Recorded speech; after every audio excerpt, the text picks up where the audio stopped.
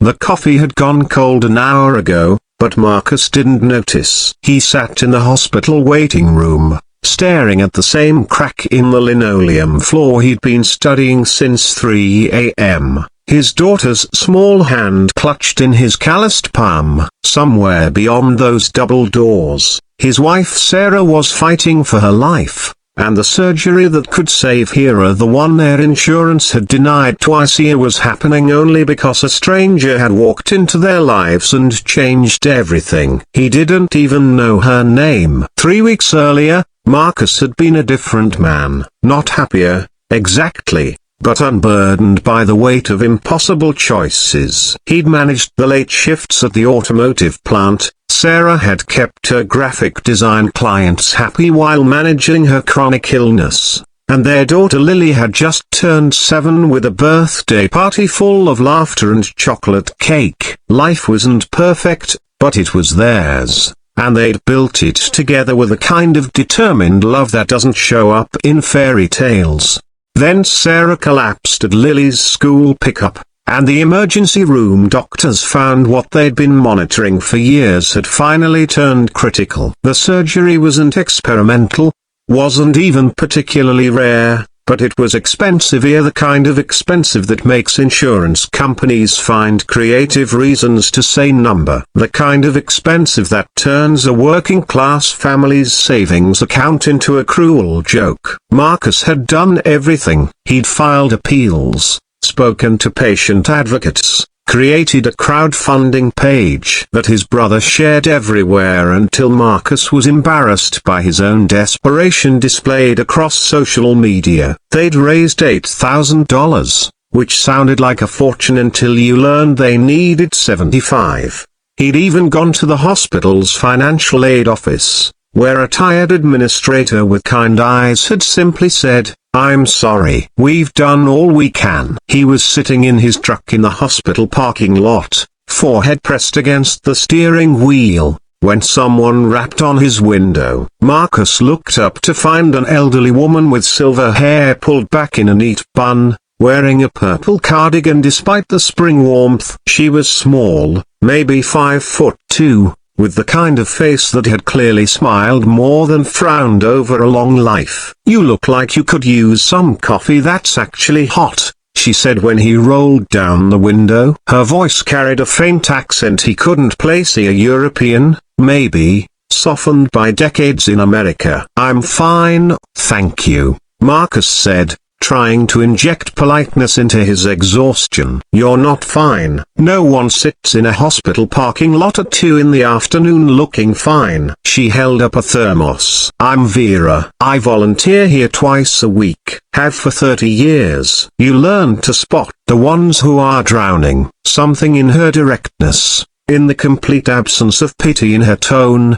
made Marcus accept the coffee. It was good, strong and sweet, the way his grandmother used to make it. They talked. Or rather, Marcus found himself talking about Sarah, about Lily, about the surgery that would save his wife's life if only they could afford it, about how he'd thought about selling their house, but they were underwater on the mortgage, about how he'd applied for loans that no one would give him, about how he was terrified his daughter would lose her mother because he couldn't come up with enough money. Vera listened without interrupting, her small hands wrapped around her own cup. When he finished, she was quiet for a long moment. Then she said, "What's the surgeon's name?" Marcus told her. Dr. Patricia Chen, one of the best in her field, who'd already tried to advocate for Sarah with the insurance company. Vera nodded, finished her coffee, and patted his arm. "Give me a few days," she said, and walked back toward the hospital before Marcus could ask what she meant. He didn't think about the encounter much. What could an elderly volunteer do that he hadn't already tried? He went back to work, came home to a too-quiet house, and helped Lily with homework while trying not to cry in front of her. Sarah called from her sister's house, where she was staying because moving around had become too painful. They didn't talk about the surgery. They just talked about Lily's science project and the weird customer at Sarah's sister's bakery and anything else that felt normal. 4 days later, Dr. Chen's office called. The surgery was scheduled for the following Tuesday, all costs covered. Marcus was sure it was a mistake, some cruel computer error that would be discovered and corrected.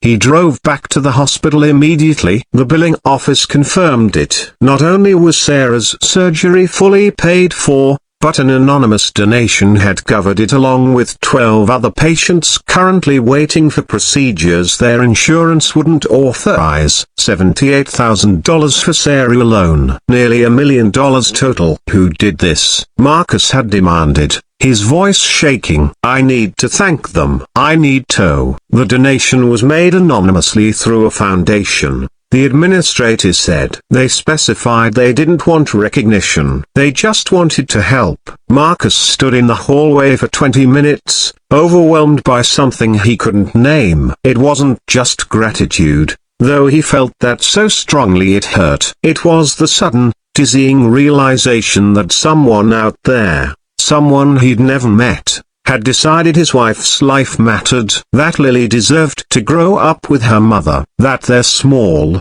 ordinary family was worth saving. He found Vera in the pediatric wing 3 days before Sarah's surgery, reading picture books to a little boy with a cast on his leg. She looked up when Marcus approached, and something in her expression, a not surprise, just a quiet acknowledgement, told him everything. It was you, he said. She marked her place in the book and stood, gesturing for Marcus to follow her into the hallway. I made some phone calls, she said simply. I know people who know people. That's no to you can't just. Marcus struggled for words. That's almost $1 million.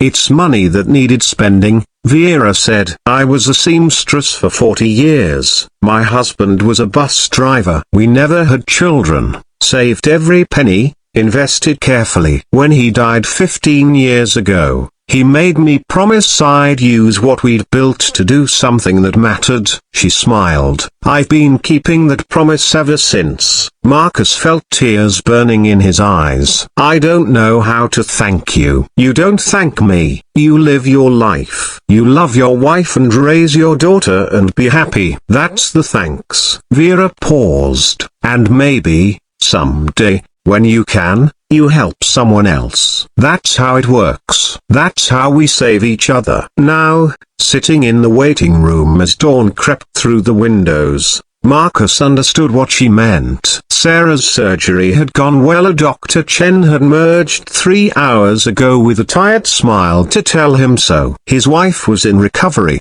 groggy but alive, and they'd caught everything in time. She'd be okay. They'd be okay. Lily was asleep against his shoulder now, her small face peaceful. In a few hours, they'd go see Sarah. In a few weeks, she'd come home. In a few months, she'd be strong enough to return to her design work. They'd have a future that had almost been stolen from them, given back by a woman in a purple cardigan who understood that kindness wasn't about grand gestures, it was about seeing someone drowning and throwing them a rope.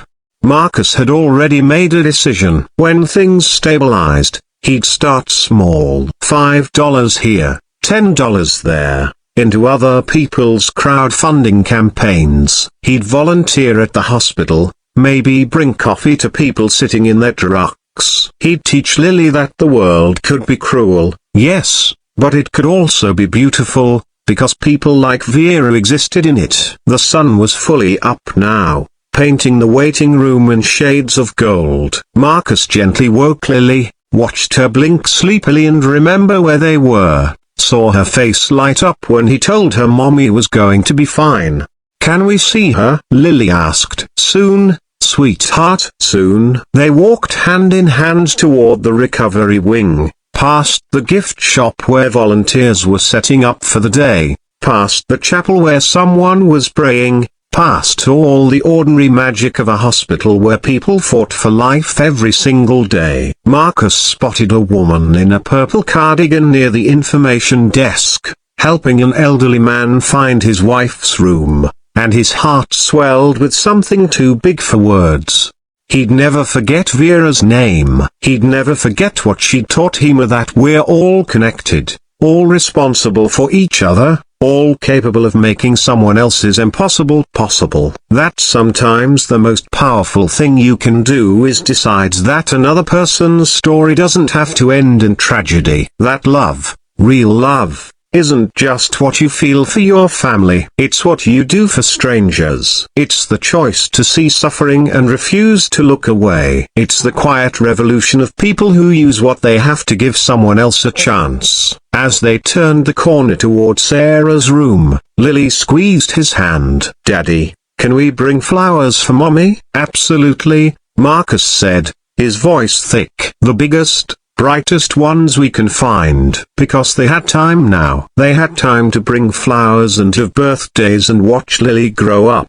They had time to be a family, to fight and laugh and make mistakes and forgive each other. They had time to live. And it was all because someone had decided to title their story Hope instead of Loss. To write them a different ending than the one that had seemed inevitable. To remind them that in a world that can feel impossibly hard, impossibly cruel, there are still people who choose kindness, who choose to be the light in someone else's darkness. Marcus would spend the rest of his life trying to be that light for someone else. It was the least he could do. It was everything.